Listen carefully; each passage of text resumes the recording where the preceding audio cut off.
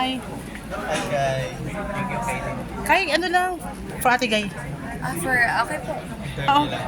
You worked with Ate Guy before. Opo. How was she as bilang katrabaho? Naku, napakasarap po katabaho ni Miss Nora Honor. Hindi lang Anong project siya, yan? bilangin ng Between sa Langit. Oo nga ba? Siya, lola ko po siya, and Okay. nanay ko po si Miss Maylene.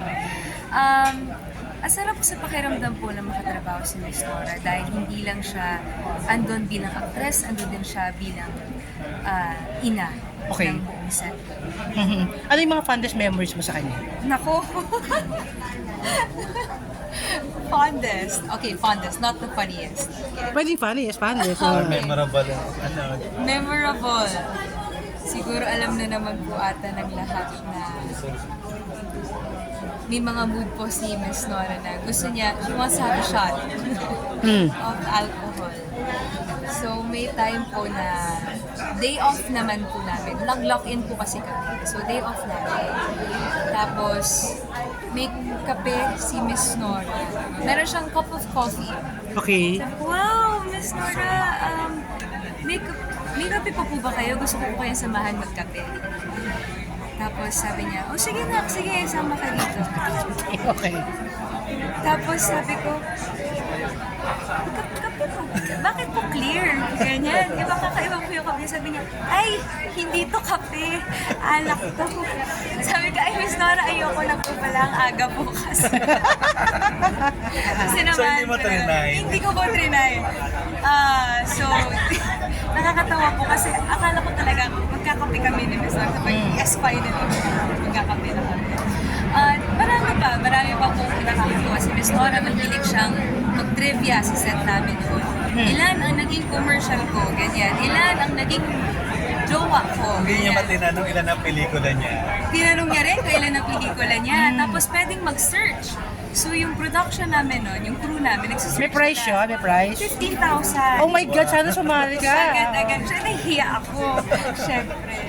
So, ayun po, yun nga, Very generous mo. very generous. Hindi lang din sa pamimigay niya, kundi sa pag-arte niya, sa wisdom niya. So, ngayon na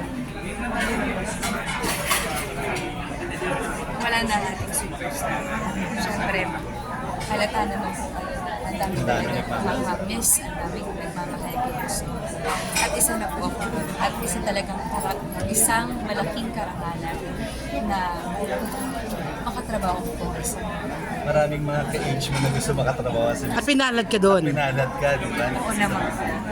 Feeling ko lahat ng artista sa kahit anong henerasyon eh pinangarap ko na Makatrabaho sa siya. At isa ako sa mga lucky ones. Meron ba siya mga pinayo sa'yo pa nag-uusap kayo? When it comes to acting, when it comes to your craft or personal life, meron ba? Ang pinayo niya sa akin at pinayo din ng aking co-manager na number 1 fan ni Miss Nora, Hello Manny, eh maging mabait ka sa fans. Kasi sinasabi nga din po ng mga anak ni Miss Nora at lahat na nakakilala sa kanila na kahit nung bata pa sila, eh, nasa loob ng bahay talaga. Ang daming tao lagi sa bahay nila. May mga fans, may mga nakatrabaho, ganyan. So, isa yun sa mga sinabi niya sa akin na kapag marami nagmamahal sa fans mo, ibalik mo sa kanila yung pagmamahal. Ito yan. So, yun yung isa sa mga pinayo sa akin. Yung mga natutunan mo sa kanya bilang actress, ano yung mga natutunan mo na ina-apply mo ngayon sa... Ang paggamit ng mata. Paggamit ng mata. Ang power ng mata. Kasi alam natin lahat na si Miss Nora kapag tinitigan mo siya, para kang nasa ibang dimension at naranasan ko yun. May isang scene kami na first scene namin sa Bilangan ng Between sa Langit na shoot. Nalala ko naka-wig ako noon, naka-cosplay outfit ako. Tapos siya, tapos nag-i-eksena kami. Tapos titigan ko siya sa mata. Tapos nawala ako for... Talaga? Para kang Parang na-hypnotize. Yes. Tapos, syempre, I need to snap out of it. Kasi si Direk Norisa ng aming director, nakatakot din. So, Very buti naman, challenging yung very ano. challenging po talaga. So, totoo yung sinasabi nila na iba talaga ang mata ni Miss Nora. At isa din yun sa mga naituro niya sa akin. Ang power ng mata at syempre, yung connection mo sa ka-excitement. Yes. Kamusta ka right now? I am good for right now.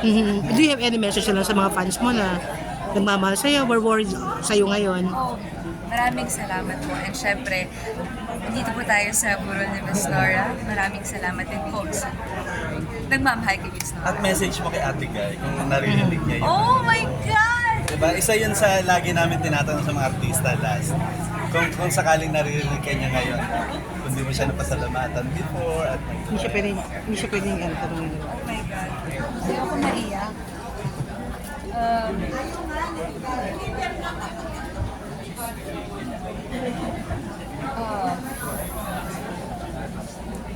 I just want to say thank you. Sa lahat. Mag-uusap na lang po kayo mamaya sa prayer ko. Ayoko umiyak kayo. Pampak ito sa'yo yan. Ayoko umiyak kayo, but yan. Maraming salamat. salamat kay Thank you. Lynn. Thank you.